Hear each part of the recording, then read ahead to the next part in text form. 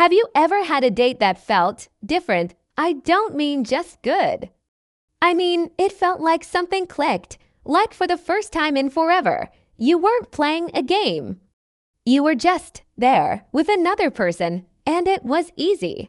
The air was warm, the laughter was real, and you let that little bit of hope inside you, the part you usually keep locked up, start to breathe again. You let yourself think, maybe, just maybe. You go home and you can't stop smiling. You feel light. You replay the moments in your head. The way they looked at you when they thought you weren't watching. The joke they told that made you laugh so hard you almost cried. You feel a connection, a real one, and they said they'd text. They promised. So you wait, but the text never comes. The next day, your phone is silent. It feels heavier than usual. The silence is loud. It buzzes for other things, emails and news alerts, but not for the one thing you're waiting for. The lightness you felt is gone, replaced by a cold, heavy feeling in your stomach. You've been ghosted. The word itself feels ugly. It means you were there and now you're not. You're invisible. It's a feeling that makes you feel so small, so completely worthless. You go through the hurt, the confusion, the anger. You start to heal. You start to forget the sound of their laugh. And then, weeks later, when you least expect it, your phone lights up. It's them. Your heart stops for a second. But the message isn't what you think. It's not an apology for a second date. It's an offer for friendship. What do you do then? After they made you feel like nothing, they want to be friends.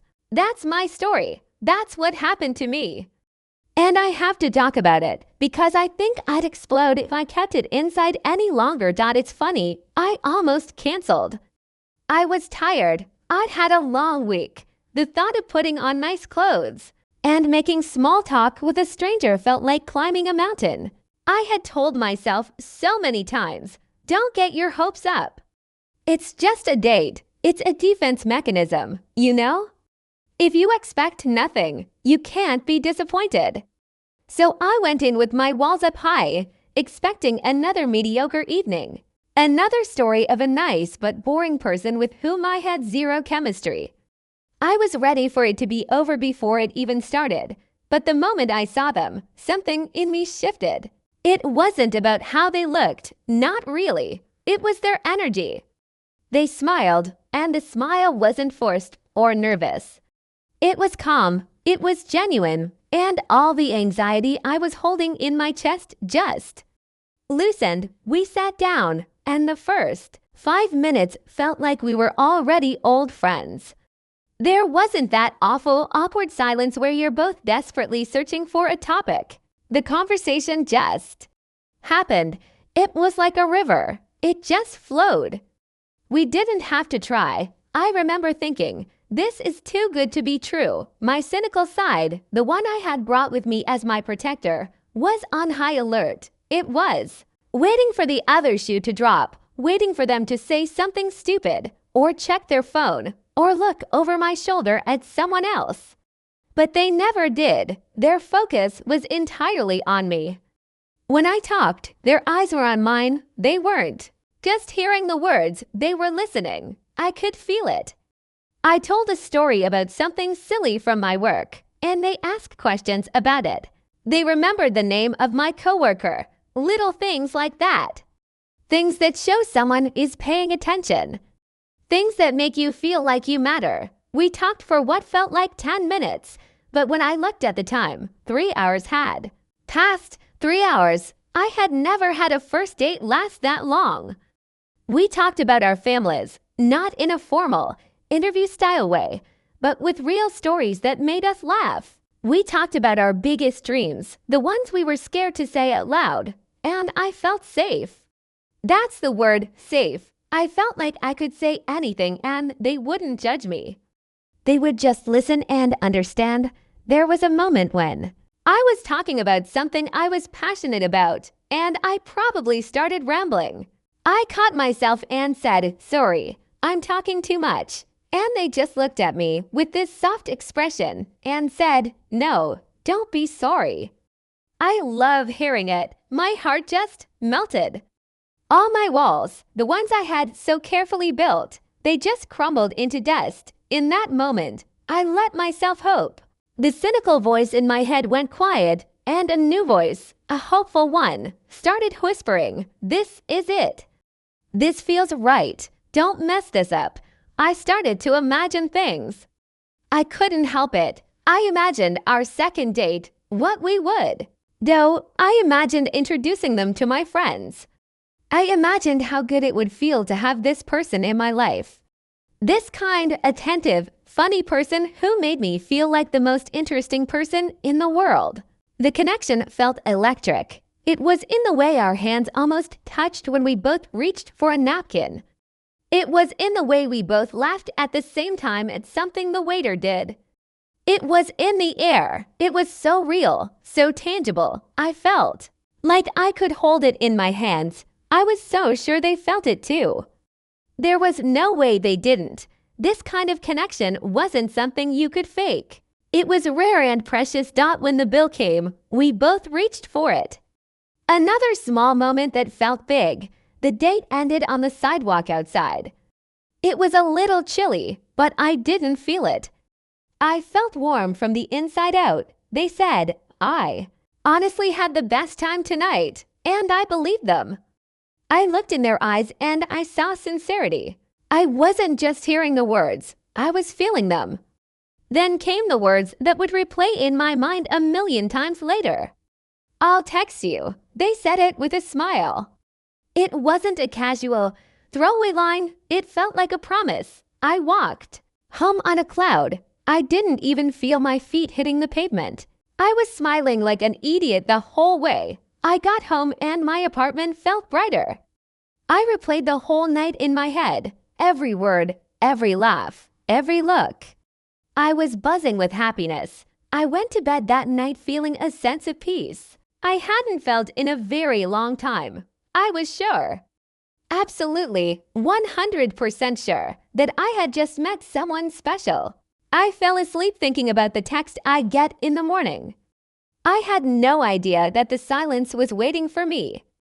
I had no idea that the person who made me feel so seen was about to make me feel completely invisible. The fall was coming, and I was way too high up to see it.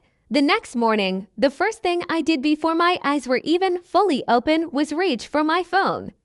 My heart was doing this fast, fluttery thing. I was excited. I unlocked the screen. Nothing. No new messages. Okay, I told myself, it's early. They're probably sleeping in. Be cool. So I got up, made coffee, and tried to start my day. But my mind wasn't on my work. It was on my phone. I kept it next to me face up, just in case. Every few minutes, I'd glance at it. Still nothing. The morning turned into the afternoon. The fluttery feeling in my chest had turned into a tight knot of anxiety. The excuses I was making for them started to sound flimsy, even to me. Maybe they're really busy at work. Maybe they want to wait a day so they don't seem too eager. I was having a full-on debate in my head. One part of me was still clinging to the hope from the night before. The other, more realistic part was starting to whisper that something was wrong. This isn't what people do when they have a great time. They don't just go silent. By the end of the day, the knot in my stomach was a heavy, sinking stone. Hope was gone. All that was left was confusion and a dull ache. I opened our old messages, the ones from before the date. I read them over and over. They were so friendly, so enthusiastic. What had changed? I went over every second of the date. Did I say something stupid? Did I misread a signal? I analyzed my own behavior, picking it apart piece by piece. I remembered a joke I told. Maybe it wasn't funny. Maybe it was offensive. I remembered talking about my job. Maybe I sounded boring. You start to see yourself through this negative lens, looking for flaws. You start to believe that you are the problem, that you must have done something to deserve this silence. The second day was worse. The silence was no longer a possibility. It was a reality. And it felt loud. It felt intentional.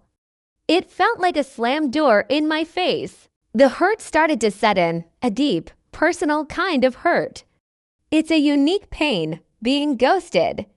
It's not just rejection, it's erasure.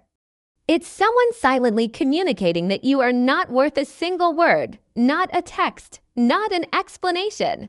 Nothing, you are worth nothing. And that feeling, it's devastating. It seeps into you and makes you feel small and pathetic. I felt so embarrassed. I had told my best friend how amazing the date was. I had gushed about it. Now I'd have to tell her he just disappeared. I felt like such a fool, a naive idiot who got her hopes up over nothing. That shame is a huge part of the pain. It isolates you. You don't want to talk about it because it makes you feel like a failure. It makes you feel unlovable. My confidence, which had been so high just 48 hours before, was completely shattered. I found myself looking in the mirror and wondering what was wrong with me. Why wasn't I good enough for a simple text message back? After about a week, the hurt started to mix with anger, a slow, burning anger. Who does that? Who spends hours with someone making them feel special, making them feel heard, and then just discards them like a piece of trash? What kind of cowardice does it take to not be able to send a simple, two-sentence text? Hey, I had a really nice time, but I don't think we're a match. That's it. That's all it takes. It's honest. It's respectful. It gives the other person closure, but I wasn't given that. I was given silence. I was left to question my own sanity, to pick apart my own personality, to feel worthless. The anger was a relief in a way. It felt better than the sadness and the self-blame.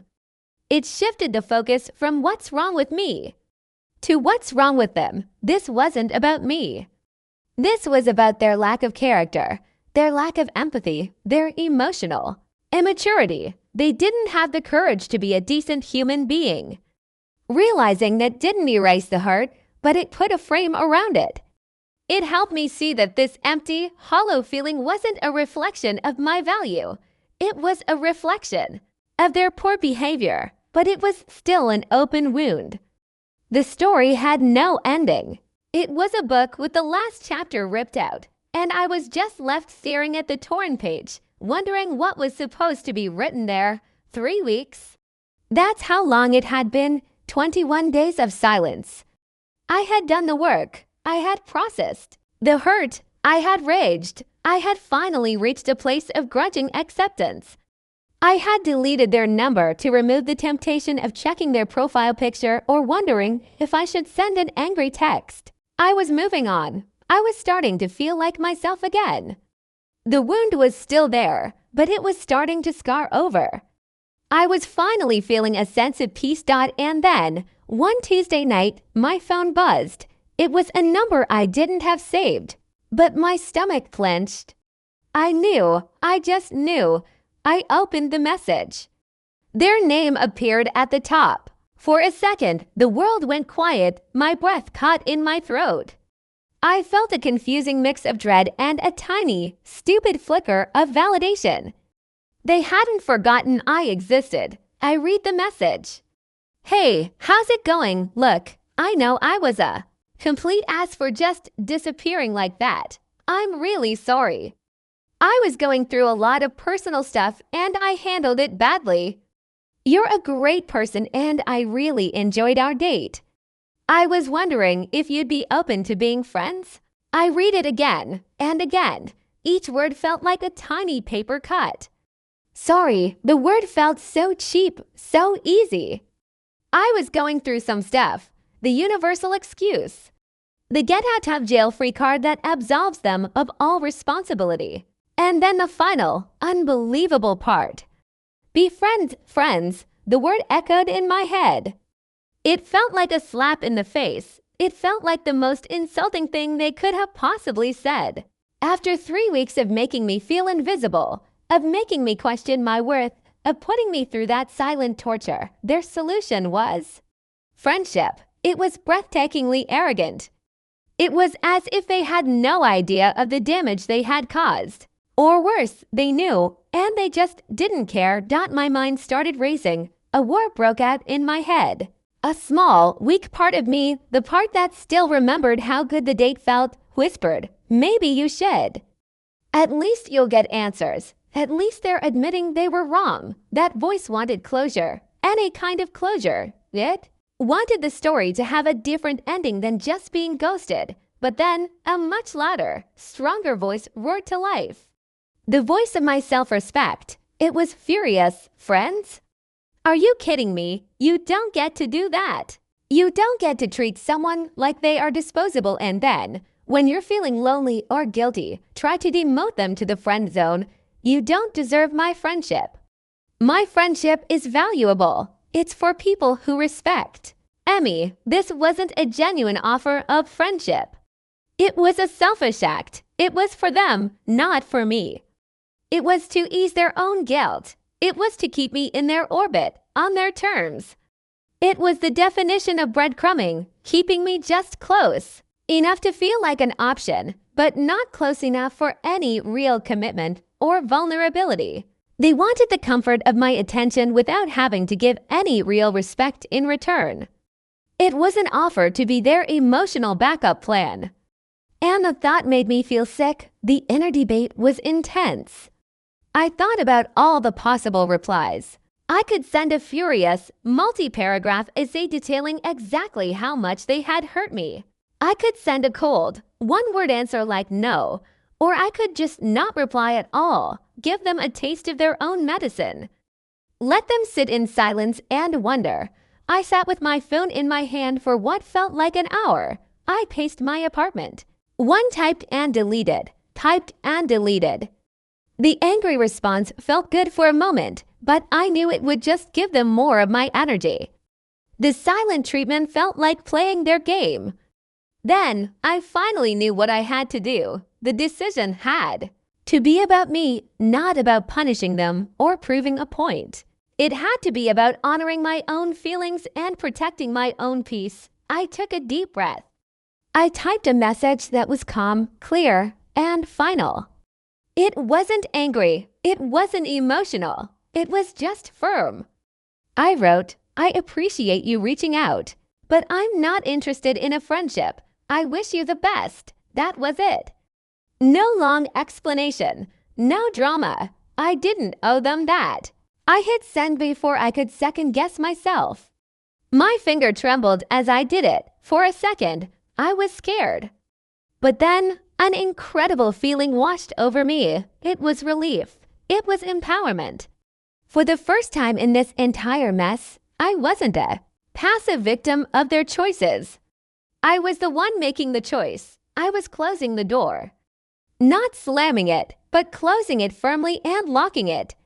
And on the other side of that door was my self-respect. Waiting for me, I had finally chosen me, making. That decision was a turning point. It was like I had been carrying this heavy weight for weeks, and in that moment, I just set it down. Walking away from their offer, as strange as it sounds, taught me more than the good date ever did. It taught me things I needed to know, not just about dating, but about myself. That the biggest lesson was about integrity. Not just their lack of it, but the importance of my own. I learned that someone's words, especially on a first date, are just words. They are previews of a movie that may never get made. The real story is in their actions. They could say I was amazing, that they had the best time, that they'd call. But their actions, the silence told me a different, truer story. Their actions told me they were unreliable, disrespectful, and lacked courage, and I learned that. I need to trust actions more than I trust the hopeful feeling that pretty words can give me. My gut knew something was wrong when the silence stretched on. I need to listen to that gut feeling sooner. It's my best protector. I also learned a profound lesson about my own worth.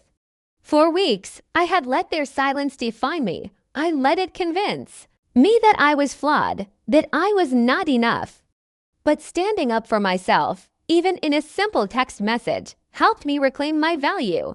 My worth isn't something someone else can give me or take away. It's not up for debate. It doesn't vanish because someone decides to ghost me. It's constant. It's mine. And I am the only person who gets to decide what I will and will not accept. I will not accept being an option. I will not accept being a consolation prize. I deserve to be someone's clear and enthusiastic choice, not their guilty afterthought. And if that choice isn't there, I am more than happy to be my own. And finally, I learned that closure is not a gift someone else gives you. I used to think I needed them to explain, to apologize properly, so I could close the book on this. But that's giving them all the power. Closure is a decision you make for yourself. My closure came when I hit send on that final text. It was me saying, I no longer need anything from you. I don't need your explanation. I don't need your friendship. Your part in my story is over because I say it is. It's a quiet, internal power, but it's the most real power there is. Now, I want to talk to you, the person watching this, because I know I'm not the only one. Has this happened to you?